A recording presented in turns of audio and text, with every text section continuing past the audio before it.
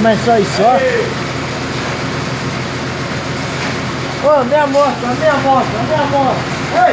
minha moto, cara. Ei, mas você só dá trabalho, hein? Zoeiro. Ô, Alexandre, é zoeiro. Ô, Alexandre, reconhece eu.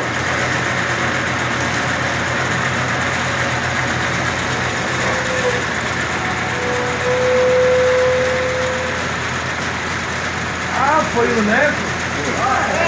Não é nada não. Não é nada não. É neto, é neto. É criança. Se fosse um bêbado, nós não ia meter o cacete. Se fosse um bêbado ia apanhar, mas não é criança. É criança. Não. Ei, Alexandre, amanhã você pode lavar seu carro, viu, Alexandre? Eu vou sair com ele amanhã cedo, só vou voltar mais tarde. Quando eu voltar já vai dar pra eu voltar. Alexandre, o seu carro,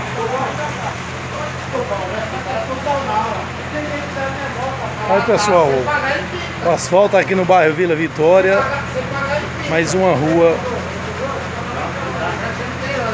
em fase de conclusão, né? Amanhã com certeza vai passar massa asfáltica, né? Já passaram o material, agora tá jogando o pinche, né? Depois, amanhã vem a massa asfáltica. Hoje é 9/3/2020. Estamos aqui em Campinas, no bairro Vila Vitória. Mais ou menos nesse rumo aqui é o aeroporto, Viracopos. Aqui em Itatuba, mais ou menos aqui, Ponte Timor.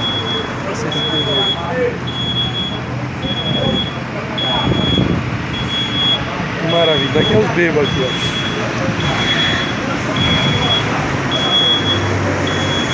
Gambiarra, Nego, Oi.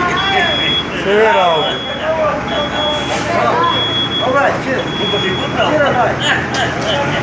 Mostra pro Chicão. Mostrar pra quem?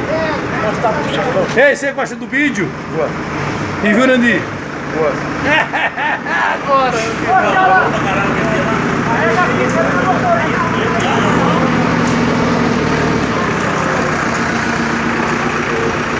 Tá gravando, leva, acabou. Ei, olha. Você vai se fuder na minha mão, tá? Carregar e trazer.